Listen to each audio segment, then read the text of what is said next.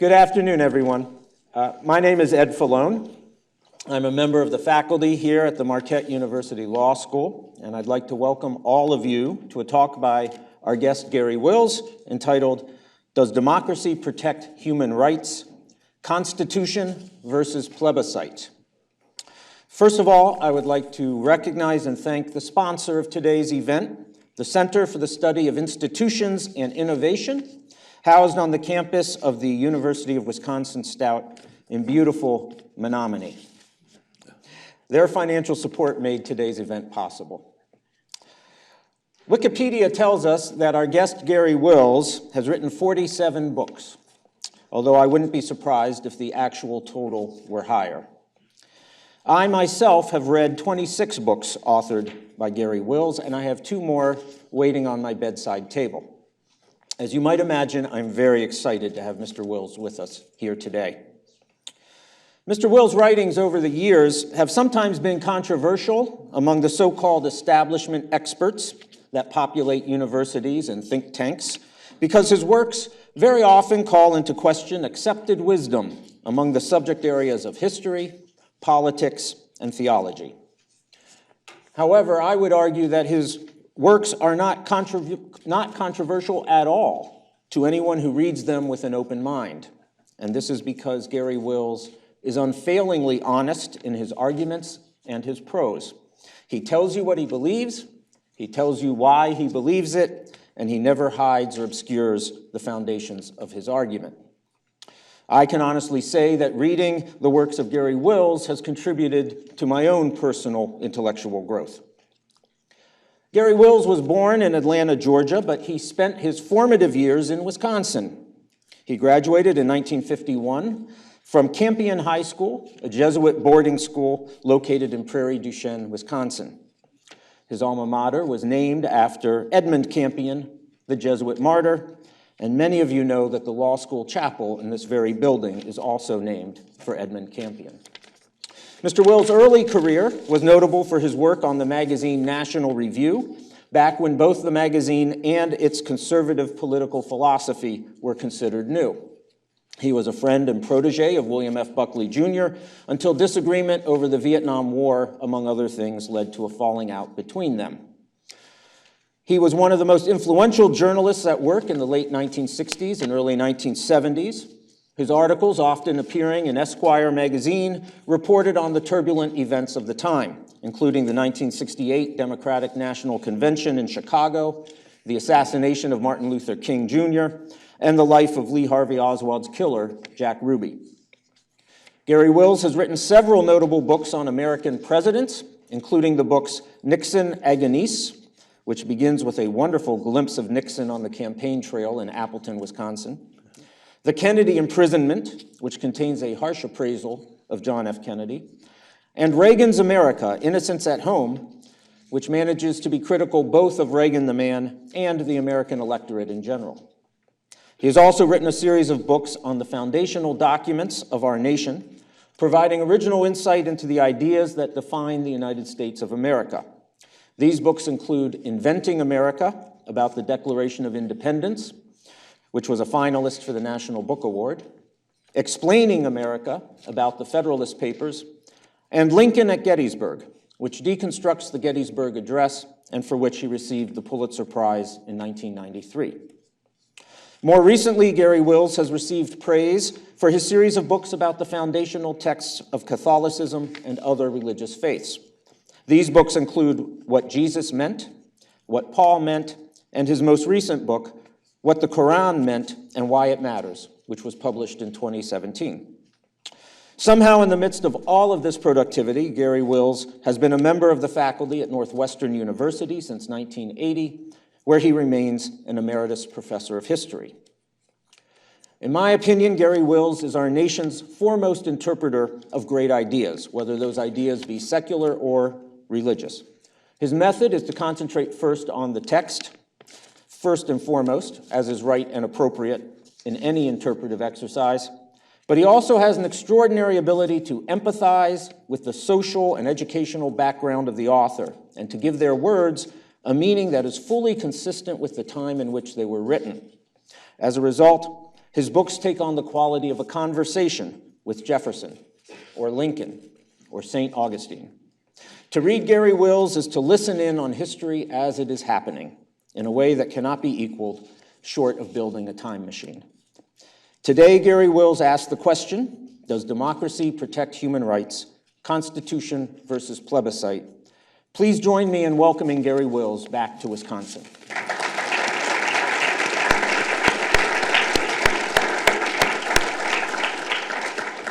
Thank you for coming out on a day when historical revelations come raining down on us hour by hour. It's almost a shame to be away from the TV or whatever your receiving apparatus is. With a different turn of luck, I might be returning now to Marquette University and the Marquette Law School as a proud alumnus of both alma matres. Toward the end of my senior year at Campion, which was mentioned, I applied to the university with a view to getting a law degree from the school. When I said this to my sweet Irish grandmother, she said, "Oh no, Gary, don't do that." And I said, "Why?" And she said, "Lawyers, they're so dishonest." In fact, something else intervened, and I tried to become a priest. My grandmother was pleased at that. My non-Catholic father was not. As the sole male Wills child, he wanted the line to be continued. So when it turned out that I had to get out of that seminary and go find Natalie, he was pleased, and my grandmother was displeased. But I still had ties to Marquette. I was on my high school's debate team with two sons of Charles Kirsten, the congressman from this district, who is a proud Marquette graduate. And when we were in Milwaukee to debate, the whole team stayed at the warm, welcoming home of the Kirstens. I found those ties useful later years. When Natalie and I had our kids visit my parents in Michigan for the Christmas of 1968, Harold Hayes at Esquire called me up and said, "Can you fly immediately to New Hampshire?" Murray Kempton, who had agreed to write about Richard Nixon's attempted comeback, had some kind of family problem, and so he asked me to take his place. I left the family. That was the first of 2 times that Harold made me do that. After I had followed Nixon around in New Hampshire, I came with him on his then small plane to campaign in Wisconsin. I remembered that Charlie Kirsten had been a close friend not only of Senator Joe McCarthy, but of Senator Richard Nixon. So I called on him for his memories. He told me that Nixon secretly had a priest speechwriter, Father John Cronin, who was his liaison to anti-communists in the labor movement and in the FBI. In fact, Father Cronin, whom I then went to talk to, arranged for an FBI man, Ed Hummer, to leak information to Nixon during the Hiss case. Hummer was a kind of deep throat before Deep Throat. When I told this to Harold Hayes back at Esquire while he was checking up on how the article was coming, he loved it when you turned up something new. He said, "How did you find that out?" And I told him, "Just some high school friends and a Marquette connection." Now, forget history that's outside, and let's go a little back. Does the United States Constitution favor democracy? It's easy to suppose so. Some might even think it enshrines democracy or is based on it. But the authors of the Constitution did not think that. Democracy was not only a suspect, but a feared concept in the 18th century. Rousseau, it is true, favored it, but he was out of step with his time. He considered the ancient Athenian democracy an ideal. Most Enlightenment thinkers, by contrast, believed that 5th and 4th century Athens possessed an unstable and unjust government, as even its most famous political thinkers, Plato, Aristotle, had maintained. The Enlightenment, from Montesquieu to Locke to Hume to James Madison, preferred the Roman Republic for its supposed centuries-long achievement of mixed government. Polybius, a proud Greek subject of the Roman Republic, praised it for creating a polity that mixed elements of monarchy, oligarchy, and democracy, each tempering the others. Democracy without the corrective presence of monarchy and oligarchy becomes ochlocracy, mob rule. Madison believed that a majority should and ultimately would have its way, but only after forming a considered opinion, with observer participants arguing for minority rights and ideally reaching some kind of consensus. But we Americans began altering that conceptual framework soon after the ratification of the Constitution. Gordon Wood traces the early stages of that development. As we went from the Enlightenment to the Romantic period, from Washington to Lincoln, from honoring the elite Romans to glorifying the German folk, self-determination in government came to mean direct determination by the people. A recent event in our history shows how different are the concepts of modern democracy from those of the Constitution. When Antonin Scalia died unexpectedly in 2016, President Obama nominated Merrick Garland for an empty seat on the Supreme Court. The president still had 11 months to serve in office, and the 114th Senate still had 8 months to consent to the nomination. But Senate leaders refused even to begin the confirmation process. Before Judge Garland was nominated, Majority Leader Mitch McConnell said he would refuse to consider any nomination. This was unprecedented. 24 earlier nominations had been made in the last year of the president's term, and 21 of those were confirmed by the Senate. In this case, the Senate simply stalled the constitutional process for 293 days, the longest such abdication in our history. What is interesting to my purpose here is the argument made for this abdication.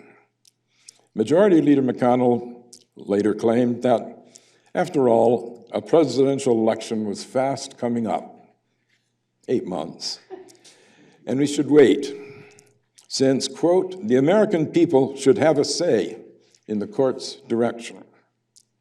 Republican Senator Kelly Ayotte agreed that Americans deserve an opportunity to weigh in, and self-styled constitutional defender Ted Cruz wrote, "We owe the nation for the Senate to ensure that the next president names his replacement." The Constitution has very little to say about the rights of the next president. All of this was despite the fact that the Constitution took many steps to prevent the people from weighing in or having a say. The document gives 6 proofs that an independent judiciary should not be directly responsible to the people. First, the House of Representatives, all of whose members are responsible to their people every 2 years, has no say in the appointment of judges.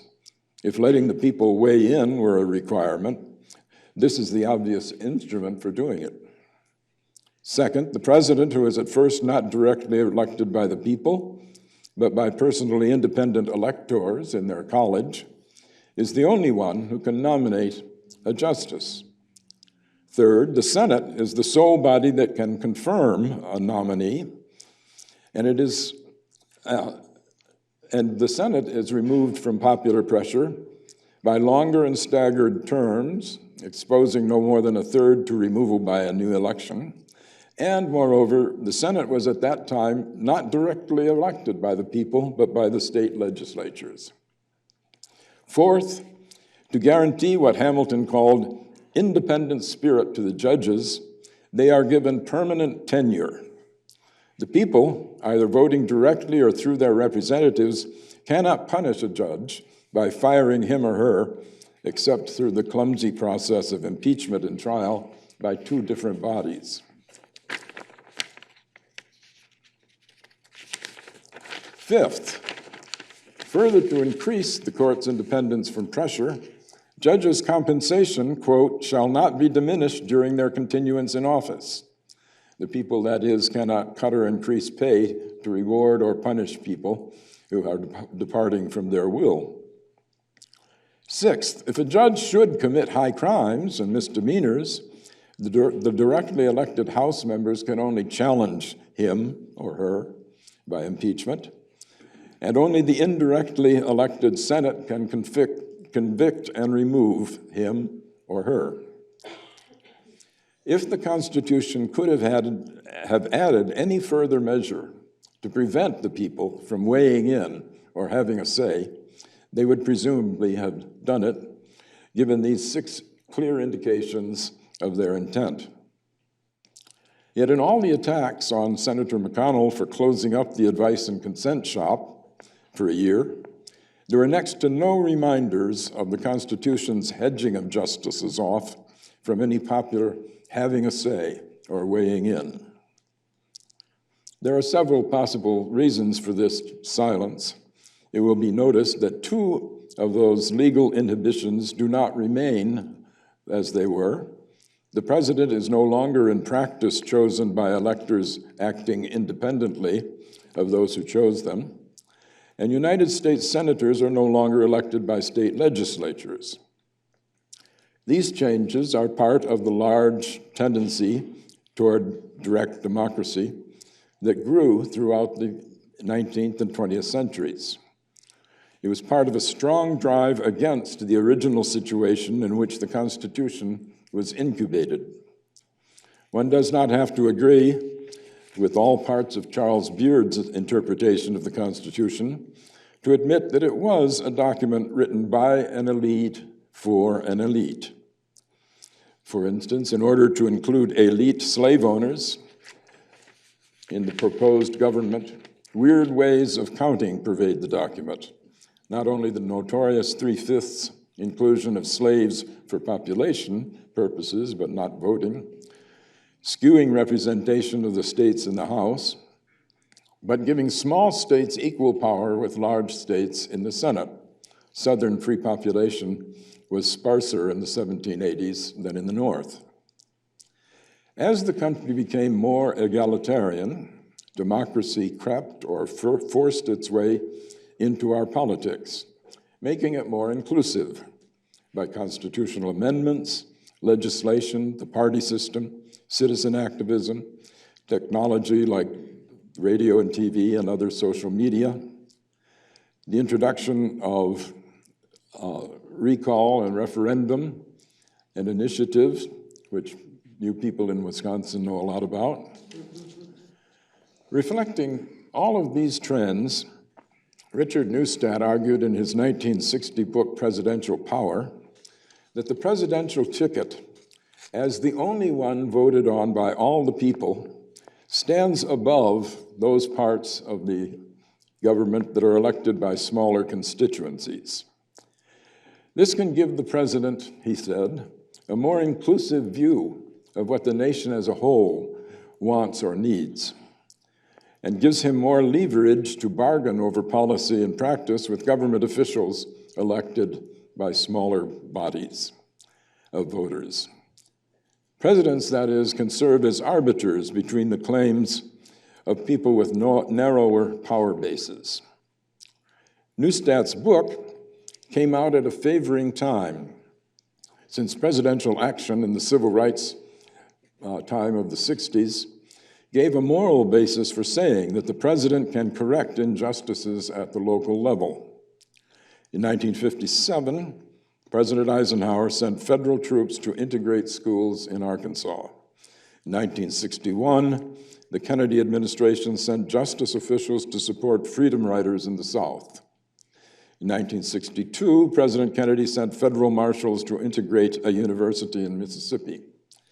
In 1963, he sent troops to integrate a university in Alabama. In 1964, President Johnson gave his "We Shall Overcome" speech and guided passage of the Civil Rights Act of 1964 and the Voting Rights Act of 1965. Presidents look very good when facing up to a Governor Barnett of Mississippi, or Faubus of Arkansas, or Wallace of Alabama, or Senator Harry Massive Resistance Byrd of Virginia.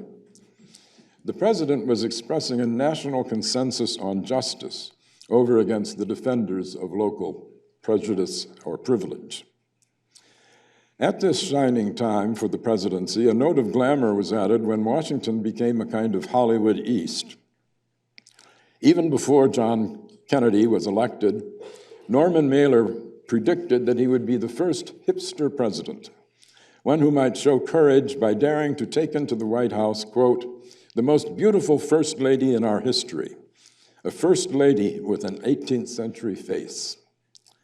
Washington, formerly a sleepy southern town of pasty bureaucrats and sleazy lobbyists, now had dieting touch football players willing to be pushed into Bobby Kennedy's swimming pool. But Camelot darkened overnight. Arthur Schlesinger, a swimming pool pushee who had been an ardent Neustatian in the 60s, was writing by 1973 a denunciation of the imperial presidency. Moving from Kennedy to Nixon, Schlesinger said, reversed Dante's scheme, climbing down from luminescent paradiso to sulfurous inferno.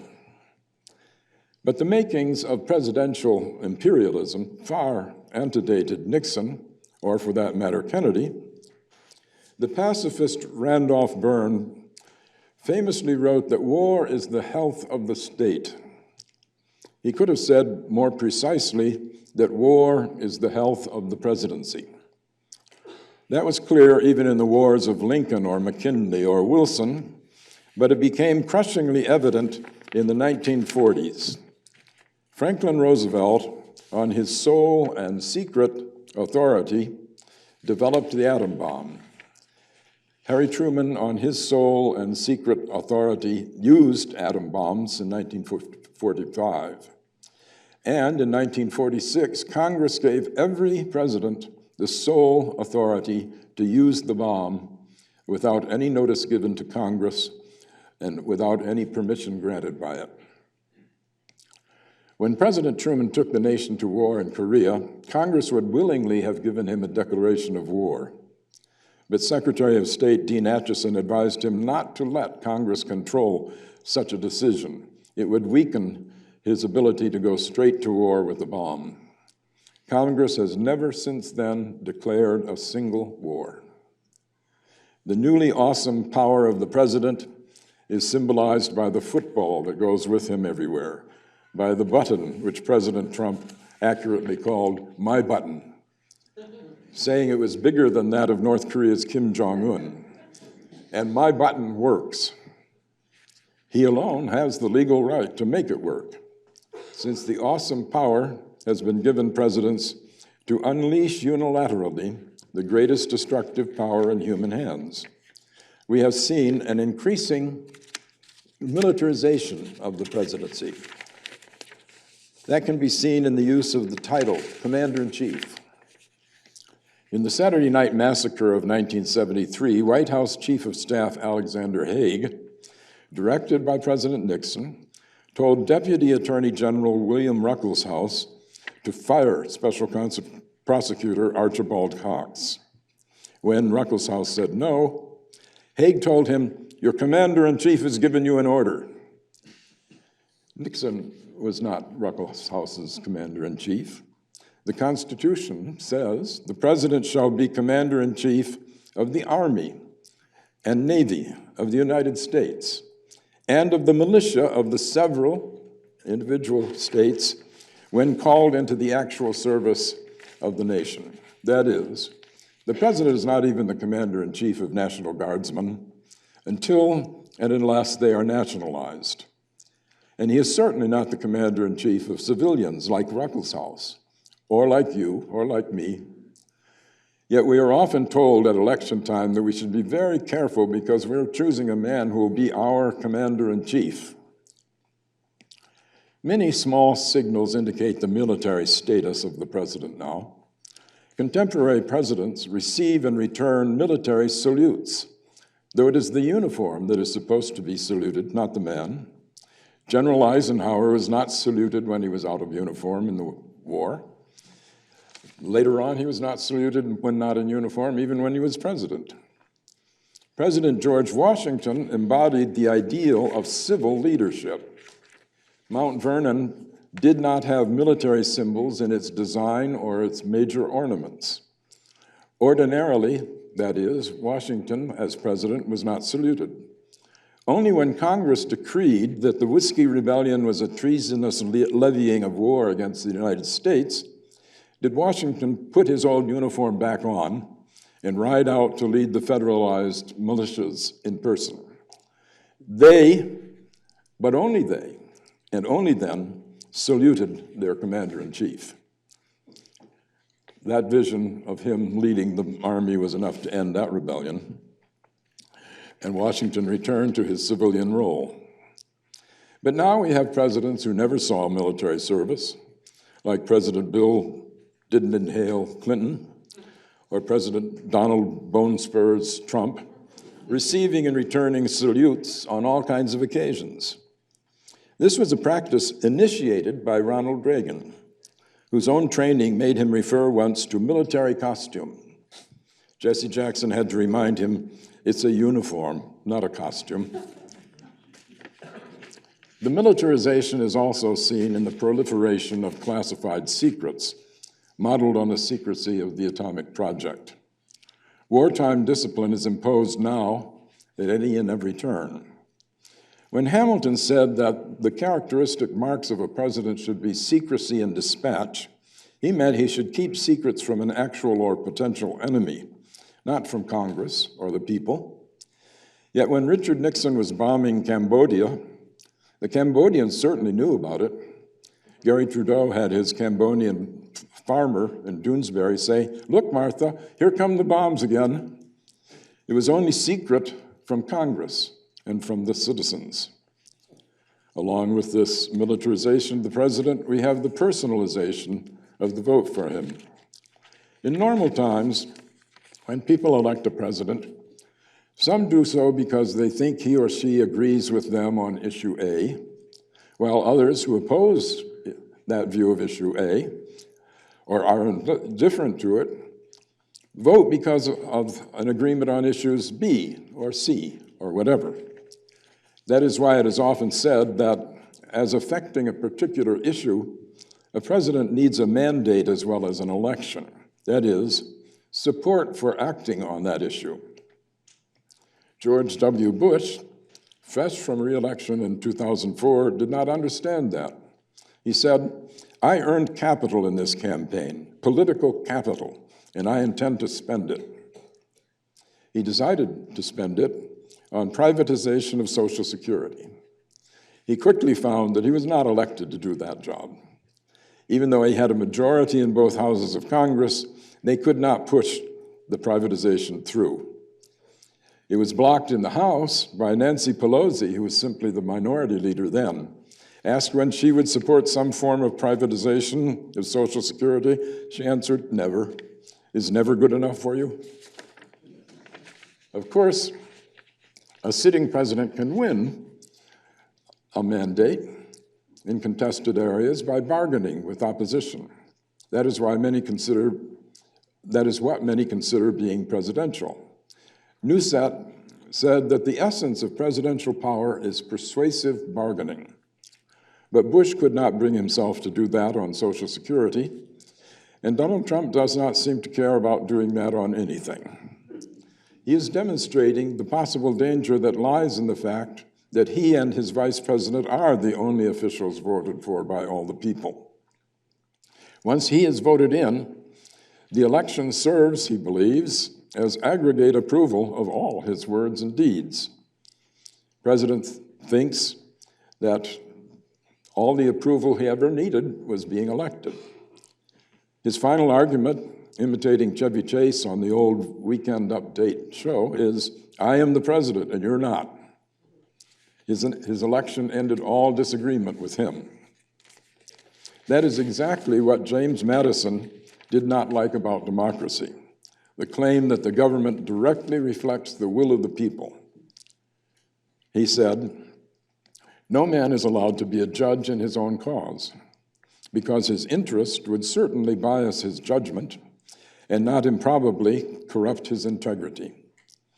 With equal, nay, with greater reason, a body of men are unfit to be both judges and parties at the same time. Yet what are many of the most important acts of legislation but so many judicial determinations, not indeed concerning the rights of single persons, but concerning the rights of large bodies of citizens? And what are the different classes of legislators, but advocates and parties in the causes which they determine? The parties, therefore, are judges of themselves." That brings me back to my opening point. The judges should not be chosen by popular acclaim or plebiscite. To avoid that, the Constitution puts in place the various barriers to direct participation in judicial appointments by the populace. And the parallel with this in the general structure of our government is the famed system of checks and balances that slow up judgment, force people to look at things from many angles, make them consider various, even minority claims. Madison, after Hume, called this a process of refining political opinion. The majority will have its way in the long run, but it should have it only with a refined consideration. Others call this a deliberate majority. To ensure this, the parts of government should be open to scrutiny. Congress makes laws and declares wars. Presidents execute laws and wage wars. And Congress is given oversight responsibility to see that the laws and wars are managed as the legislators intended. That is why the president is required by the Constitution to report to Congress from time to time. That is a legal term of art. It does not mean occasionally. It means that no time should be left out. From the last time to this time, he should render his account. But in line with all the other growths of presidential power, the State of the Union address, rather than a report to the people who legislate, now means that a president lays out his own agenda for laws he wants Congress to pass and he wants the people to demand.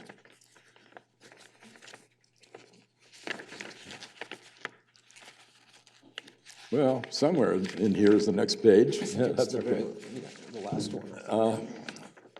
Right behind that.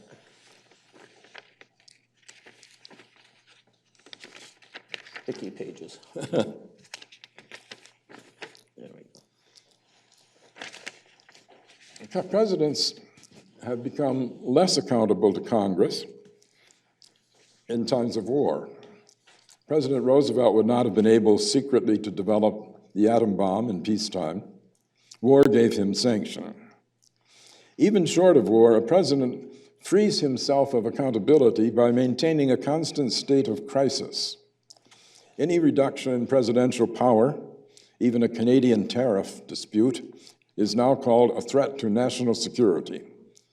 If the president is challenged in any way, the nation is in peril. He loses leverage abroad. George Orwell knew that Big Brother has to whip up a sense in his subjects that the leader is always under siege. That was the purpose of the daily 2-minute hate. Napoleon had a different way of maintaining a sense of crisis, signaling danger but always claiming victory, as Ferdinand Mount recently described. The stream of bulletins and orders of the day that he issued from a running narrative, unquenchably bullish and boastful, shamelessly exaggerating the enemy's loss and minimizing his own, the untruthfulness of these bulletins became so notorious that the phrase "to lie like a bulletin" crept into popular parlance. Today, we may be learning what it's like to lie like a tweet. Trump's raging storm of daily tweets combines Orwell's 2-minute hate and Napoleon's battle-issued bulletins. They are bolstered by his Fidel-length tirades. He lives for and on television. Napoleon wanted everyone to recognize his star of destiny, which was the guarantor of the rightness of his actions. Trump's star is his gut. It makes him more knowledgeable than the experts. It submits to no accountability.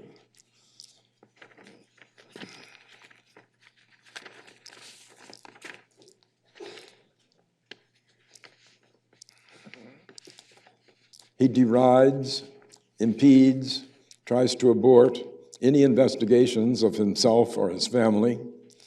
He grants clearance to classified secrets to loyalists, especially family members, who will keep his secrets, not the information that will keep the nation safe.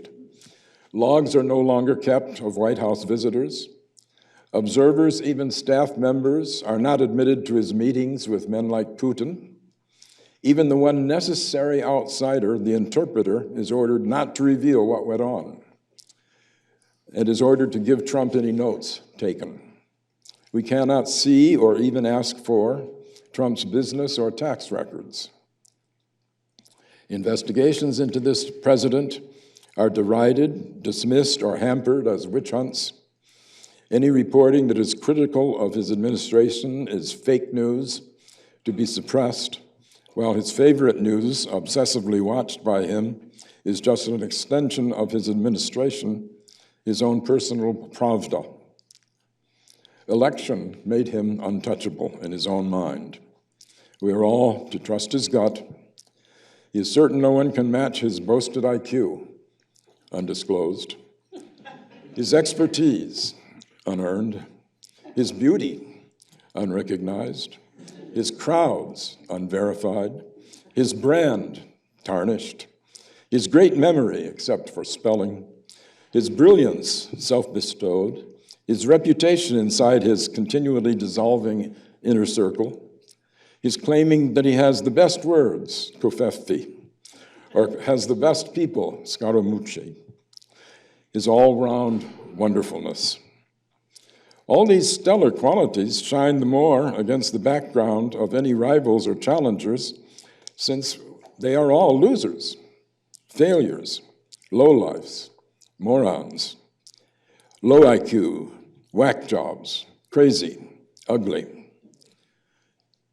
Against them, he considers insult the only proper argument, contempt the only proper demonstration. Eager to be the judge of his own case, he awards himself many titles, including stable genius. He deserves to be celebrated with military parades modeled on Bastille Day or the 4th of July. He cuddles with, almost melds with the flag. He is the nation. Resentful that anyone else could be called elite, he told his crowd of loyalists in Grand Rapids, Michigan, that he alone should have that title. His listeners rose with him in vicarious spasms as he reached an ecstasy of self-love. I have a better education than them. I'm smarter than them. I went to the best schools. They didn't.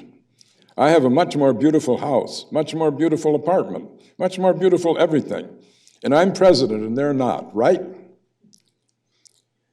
The them referred to are all those he fears, and through him, all those his audience fears. So he reassures them. They, through him, are more beautiful. They are better than their critics. He said to them, we're the elite. You're smarter. You're sharper. You're more loyal. There could not be a better example of what Madison feared in a democracy, a people being judged in their own cause. This is the directest kind of democracy, unmediated, impatient of delay, beyond any doubt, refusing to consider other opinions, especially minority opinions. Why pay attention to losers? Madison said that a willingness to observe checks and balances was the sign of public virtue, that is, an agreement about the common good over private interests. A disregard for the ways to reach fair judgment shows that there is no longer sufficient virtue in the people.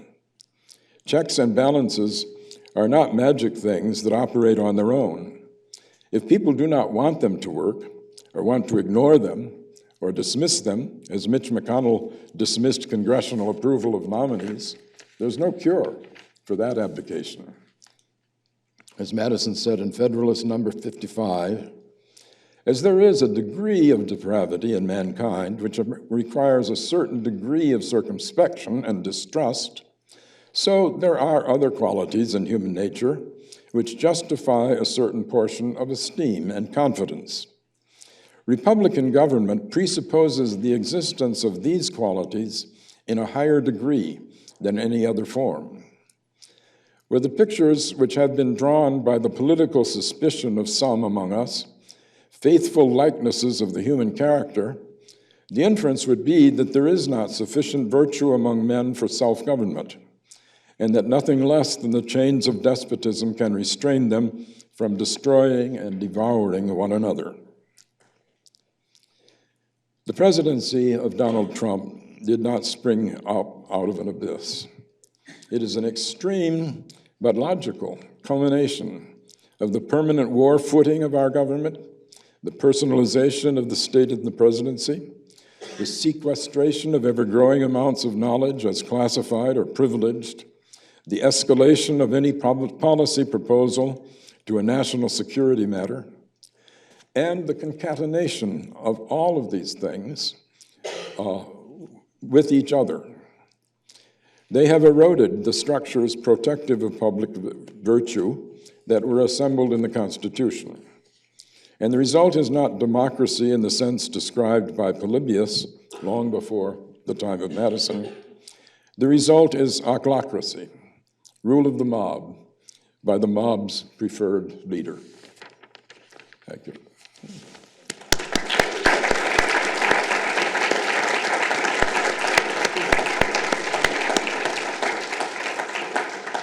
So, thank you. Thank you very much, Professor Wills. I'd like to ask a few questions myself, and then we'll open it up to questions from the audience. So if the imperial presidency, and in particular the ever-increasing power of the president to wage war without congressional permission, use atomic weapons without congressional control, if the imperial presidency enables mob rule, the public to put in place an individual with such power, does that mean the solution is not to perhaps limit democratic participation, but rather the solution is to scale back the powers of the presidency? Well, no, I think the solution is to have the system of checks and balances work and make only people who want them to work vote for people. The presidency did not grow just because of the presidency. Congress started failing to do its duty when it gave up the war-making power. No longer do we have Congress declare war. There could not be a more direct departure from the Constitution. And yet, we elect the people. For instance, let me say, just because of what's happening today and yesterday and tomorrow, this president should have been impeached long ago. The Congress has no guts at all, and they keep being reelected by a people who are not virtuous in Madison's view. So the question is not, stop doing that, Mr. President. The question is, if you do that, we're going to throw you out. So all of these things like the war-making power, the investigating power,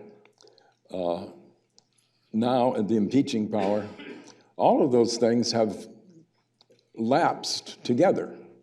We no longer even think that we should have the right to demand explanations. You can't go into a room and start bargaining with a foreign power and not have anybody know the record. You know, we're worse than Russia in that. We found out some of the things that were done there because it was reported in Russia. And that's the only way that we could know that. Now, how can a people claim to have the common good in mind when they don't simply do their duty and say, tell us what you did? We elected you to tell us, not to hide from us.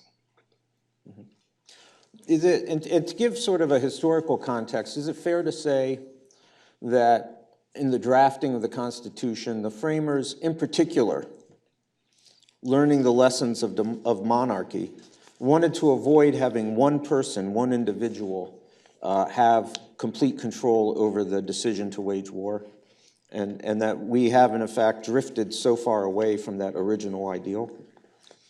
Yeah, that's so true that it was seriously debated at the Constitutional Convention whether we should have two presidents, modeled on the two consuls of the Roman Republic. And when that was dismissed, the idea of a presidential council was put forward. And when it was debated, they said, well, we do have control over the president because he can be impeached by the Congress. The Congress is obviously, in the eyes of the Constitution, and James Madison said this over and over, the Congress is the principal part of the government. It's Article 1, it's longer than the rest, it has more powers than the rest. And we have lapsed into a view that the president is the source and owner of governmental power. And the Congress is just there to criticize him a bit, try to say, well, he may be doing these bad things, but we'll settle for the fact that he appoints justices to the Supreme Court. He can do anything else he wants, and we'll not fight him on that. If he goes on and gives us a tax break for the rich, that's even better. So it's such a constitutional oddity that we're living in. And people, even the progressives, don't seem to want to say that stark out, that he has no business doing all of these things. He has no business hiding from us, not letting anybody record whom he's seeing in the White House. Where did that come from? You know, he has to be so above criticism that he won't go to the White House Correspondents' Dinner. In fact, he has to be the center of attention, so when they have that, he'll have a rally the same night. Every story is a story about him.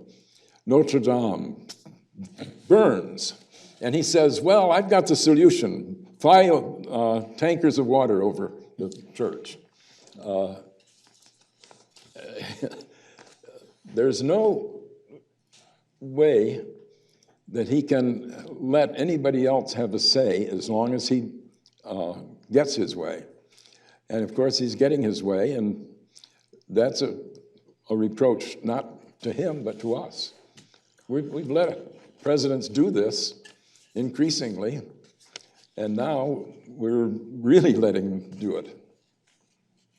I've seen it argued that to speak of the sovereign power of the people in the United States is to speak of an illusion, because the Constitution does not provide a mechanism for the people to exercise power, that the only way in which the people can exercise a sovereign power is by their vote at election time.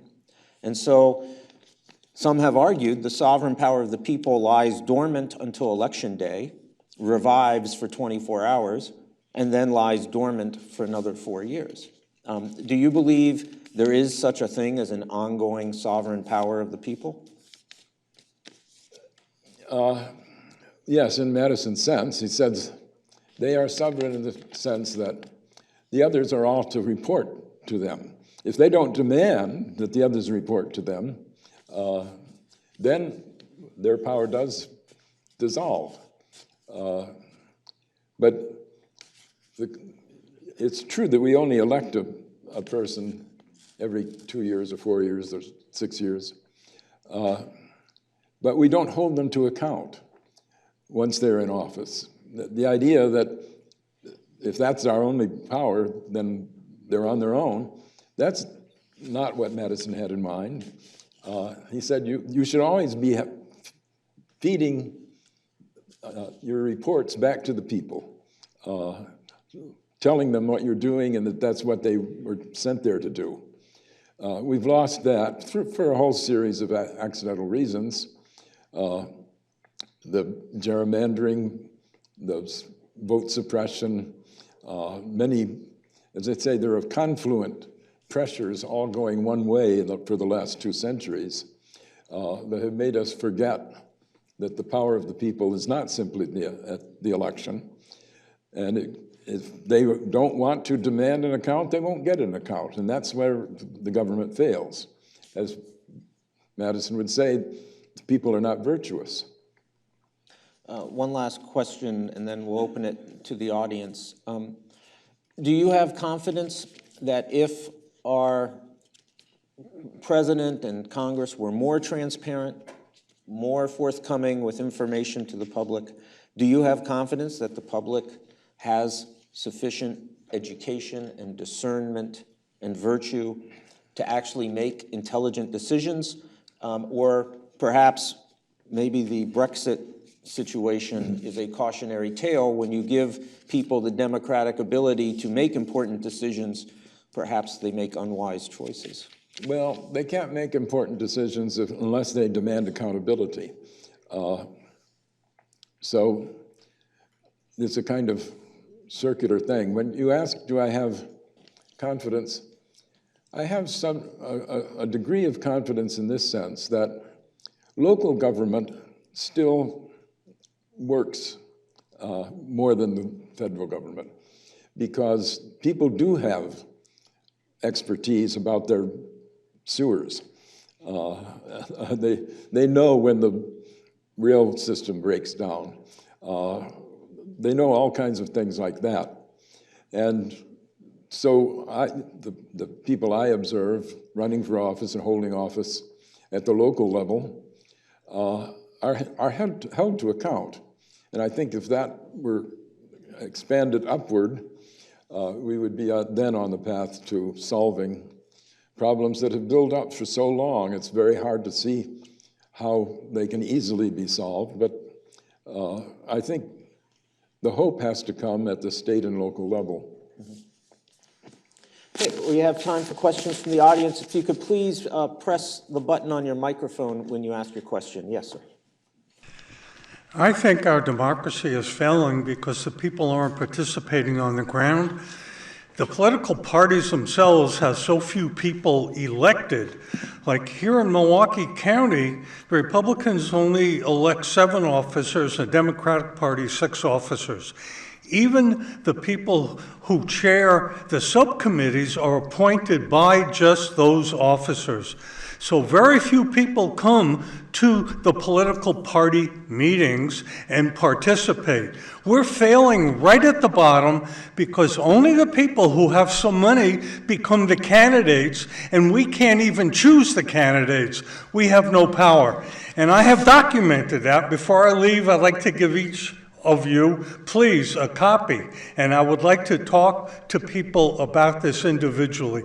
But again, the big problem is we don't have democracy at this level, like in this room. So the question would be, what about democratic participation within political parties? And how can people have a voice when they cannot select who are the candidates within a political party. Why can't they select them? Well, what, the mayor of our town is selected by the people and held to account by the people.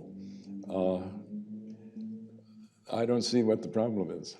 okay, well, some people would argue, for example, especially in presidential elections, that the candidates who end up as the major party candidate are not necessarily the first choice of the majority of the party.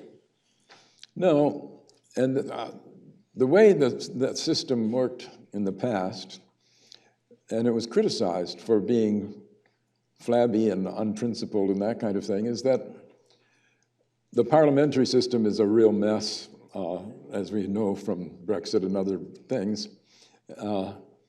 But the parties used to be inclusive, that is, call them right and left. The right would try to include various factions in its primary races. The left would do the same thing, and then when they came together, they would also fight over the middle. So there was a kind of inclusiveness on general attitude, but about particular things, you have to argue point by point. As I say, to get a mandate to get rid of Social Security, it's not enough to be elected president. You have to bargain. And so the bargaining process, which is what, in the constitutional situation, they loved arbitration. Washington, when he sold a horse, said, I'll choose a person, and the buyer choose a person, and they will work it out for us. That attitude was very common in the 18th century. And in fact, John Jay in the Federalist says we should cope with our Native American population, not by trials at the local level, but by having the Native American people choose a spokesman and the local choose a spokesperson, and then have a different venue to justify the two positions. In a way, that's the way our politics worked for a long time. But you can't have a representation of every position, because when that happens, for instance, in a parliamentary system, what happens is that the elected people are at the mercy of their tiniest fragment. As in Israel, the religious party has immense power, even though they're a minority. We have, in a way, a less defined political set of choices, but one that encourages bargaining. We should get back to bargaining. Trump never bargains. He doesn't need to. He knows everything. Another question. Yes? This gentleman spoke to the fact that if you don't have money, you won't be a successful candidate. Can you speak to the issue of dark money, big money, and politics, Citizens United, the impact that's had, the impact of money buying legislation through organizations like ALEC? Money in politics and money buying influence and dark money that we don't know about. Yeah. The people who tried to block the influence of money allowed some really horrible things to stand. For instance, the Supreme Court's view that money is free speech, or that corporations are people. That's again, something that people should not have put up with. The influence of money by buying legislators, and in effect, buying justices, is again a case of we're not holding them accountable. Mm-hmm. And in the progressive era, just to follow up, in the progressive era in Wisconsin and other states, these reforms in state constitutions were designed to break through state legislatures that had been captured by lobbyists and captured by moneyed groups, so that bills were drafted and debated and passed in back rooms. The public had no say. And the idea was to increase the public's participation by allowing the public to pass their own laws through an initiative, or to recall elected officials who had proved unfaithful. Was that progressive era a misguided effort, in your opinion? No, but it's not the perfect solution. The thing is, this is a struggle that goes on all the time. You always have to renew it. We have to take their goals and adapt them for our own time. As in many ways, their goals were thwarted by the historical situation. There is not one perfect solution, but there are moral initiatives that should be encouraged. You know, for instance, the anti-war movement in Vietnam. The attempt to bring about change by constant pressure. The civil rights movement is a perfect example of that. The constant pressure at the local level, at the national level, in the press, that only grudgingly wrested some rights away, and it cost lives. It's a struggle. But that is the kind of, it's not simply a matter of constitutional machinery, of referendum and recall, but of holding your people that are supposedly representing you to stop killing people, stop beating blacks, stop poisoning people with noxious fumes and terrible drugs. That's a struggle that goes on always, and we'll never get beyond it, but each step feeds the other steps, as the encroachments fed each other down through the ages. So is cynicism our greatest enemy here? The message that we can't do anything about it, it's out of our control, and should we reject that and all commit ourselves to social activism and marching in the street? Should I buy more comfortable shoes? Well, it's not cynical to march in the streets. It's very optimistic. You're saying we can do something. Cynicism about the money in politics and about the bought politicians and the climate-changing corporations is something that has to be protested. I just, because I know Molly Crabapple, she's a wonderful artist. She just did a 7-minute illustration of AOC, Alexandria Ocasio-Cortez, a little speech she did, which reminded me of the kinds of speeches that went on in the 60s. So I think there's always that hope. There are always heroes, people. All major changes have to be brought about by heroes. And they're there, they do rise. For the women's movement, that's a long struggle of heroic people. And they were able to accomplish what nobody thought they could accomplish long ago.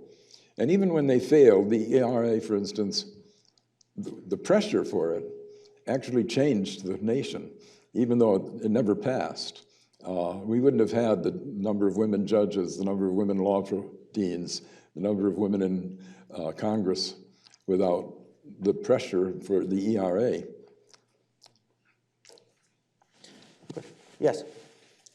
One of the words you used was virtue. James Madison and George Washington, they had a sense of what a virtuous citizenry was. What does a virtuous citizenry look like in the 21st century? Well, they meant by virtue regard for the common good. And that demands that you recognize that somebody knows what the common good is, and we have to learn from each other, not try to impose, I get my way or I walk off. The whole constitutional genius is one of back and forth bargaining to reach some kind of consensus so that the people do rule and they recognize the rule. The root of cynicism now is the kind of know-nothingism of Trump, that I don't have anything to learn from the press. They're all liars. I don't have anything to learn from the professors. They're all just out of touch. And so I simply won't learn. That's the great, you have to have some respect for other people's knowing something that you don't know. Otherwise, there's no point talking. And so there was a sense of, in the 18th century, of honor and of,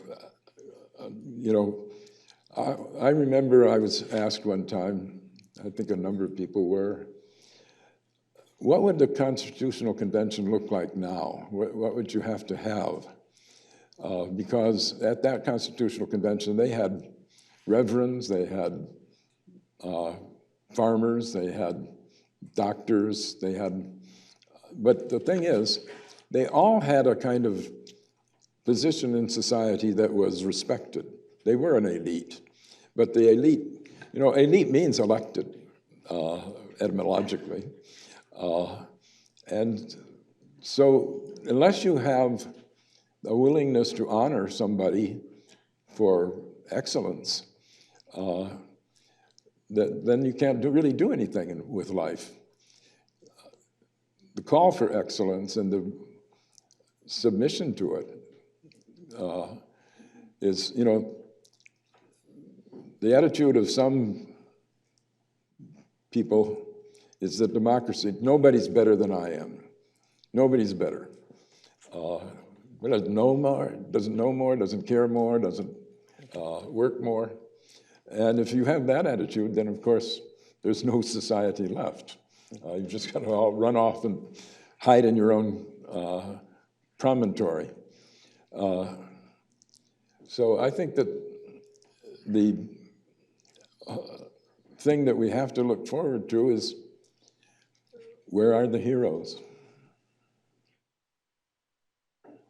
Yes, ma'am. I'm curious about your your comment about the mob, mentality, because as I see it, the only truly democratic thing that came out of the election of 2016 was that the people elected Hillary Clinton.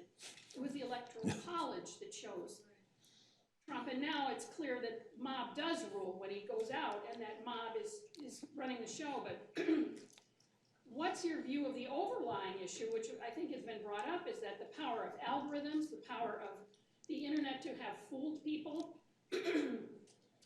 the money that now controls absolutely every action.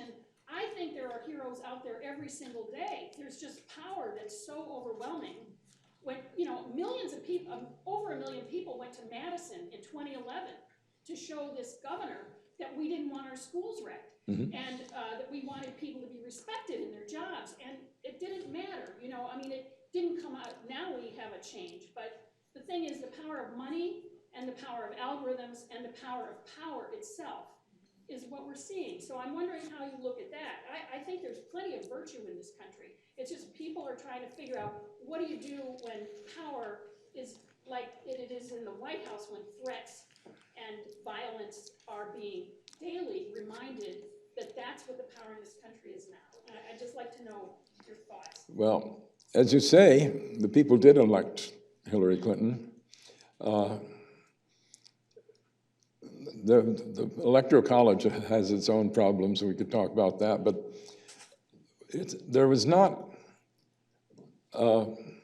sufficient demonstration of virtue with Hillary. I knew Hillary Clinton very well, covered her for Time magazine for a long time. She had no business taking all that money from the banks. She had no business in the bad connections of the Clinton Foundation with Coke and others, Pepsi, I guess. She was a weak candidate. And though the fact that she won was not a triumph of democracy, it shows that given two bad candidates, the bad outcome turns out to be worse than we ever imagined. But the corruption of money is everywhere. Obama went straight toward the money as soon as he left the White House. We've got to stop honoring these people. They don't have power entirely separate from us. We give it to them by honoring them instead of honoring the honorable people. Well,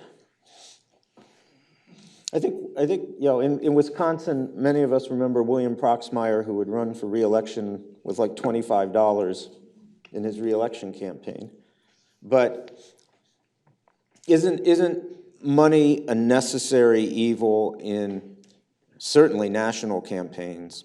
To refuse to take corporate donations or to refuse to take large donor donations might make you a virtuous candidate, but won't it also inevitably make you a losing candidate? Yeah, that's why the power of money has to be attacked, and heroism has to be shown in that. We haven't done that very well. You know, as I say, the Clintons just ran from money pot to money pot before, during, and after their time in power. So, as you say, the money's out there. We've got to stop letting the money stay out there, especially for corporations. The way to attack money, the best way, I think, is to attack the people who are using that money to buy congressmen, presidents, cabinet people for evil things, evil deeds, to foul the whole universe air, to reduce opioid drug, whatever are the moral issues of the day. You should attack them not for having money, but for doing the things they do with the money. Mm-hmm. So after Watergate, one of the consequences was the discovery of under-the-table corporate donations and an attempt to have campaign finance laws and regulation from the government. If the Supreme Court tells us the government can no longer regulate money in politics, is it up to the people to say, boycott corporations who are using their money in destructive ways, or to the people to try and make their displeasure known directly to the corporate interests? Sure. That's the case for all of these moral changes. You have to attack, whether it's the court or whether it's the corporation or whether it's the politician, for what the evil things they're doing, not just for the fact that they're doing it with money. Most people in America, unfortunately, don't like attacks on money. They like money. The the people who are elected and say they're going to be, one of the wonderful things about Trump is he said, I don't depend on money. I'm so rich, I'm going to fund my own campaign. That's one of his most spectacular lies. But the idea that you can't attack money is probably right in terms of practicality.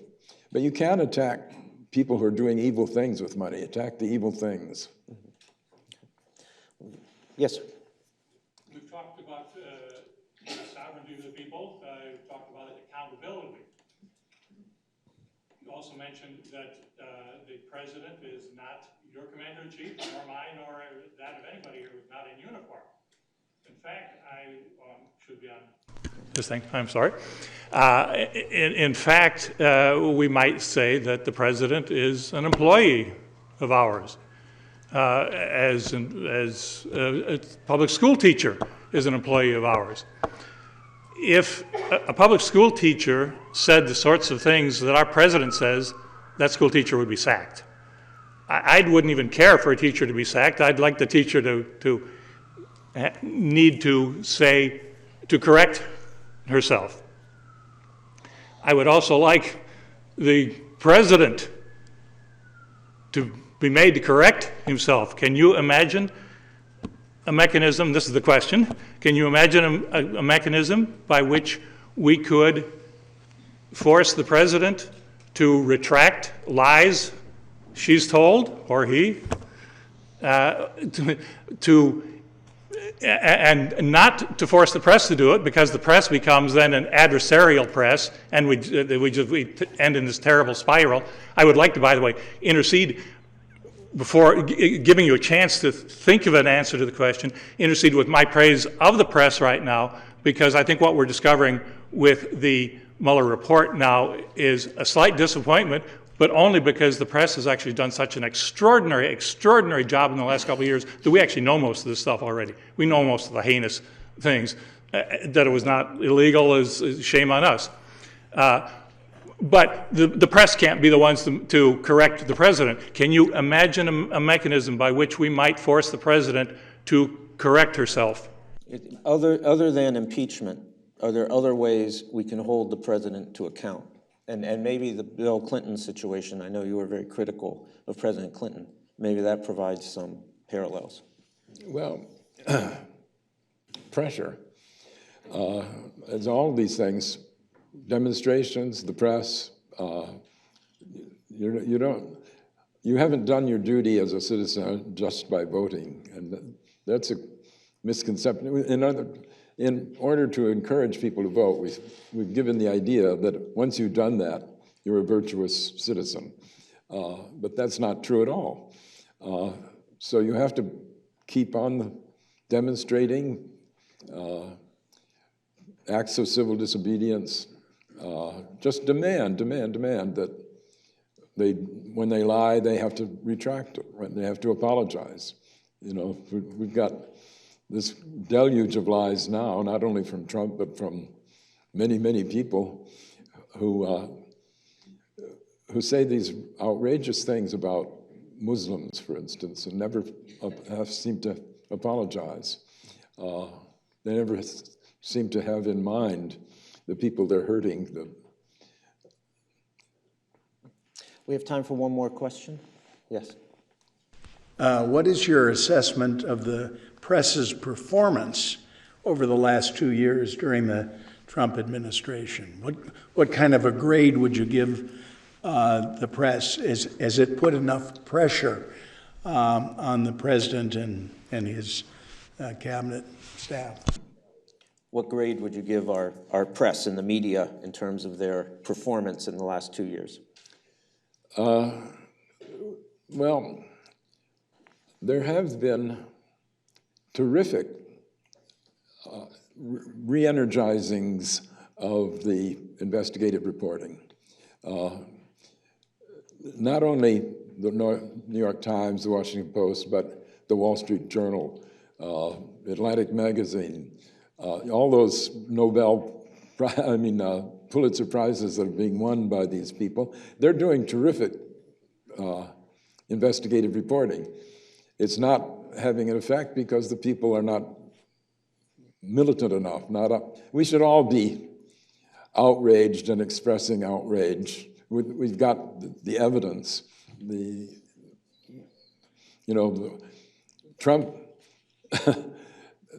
6,000 lies so far, the Washington Post is recording. All of those are, the recording angel is taking down each lie. It's really a labor to try to keep the record straight. But the press has done a good job in that. The reaction of the people has not been outraged enough. As I say, you can't. You can give all the evidence out there you want, and unless people demand something as a result of it, it will just fall into a vacuum. I would like to thank all of you for being here today for our discussion. I would like to ask you to do two things. I would like to ask you to please leave here and be outraged. And I would like to ask you to please thank me in welcoming and thanking Gary Wills, our guest.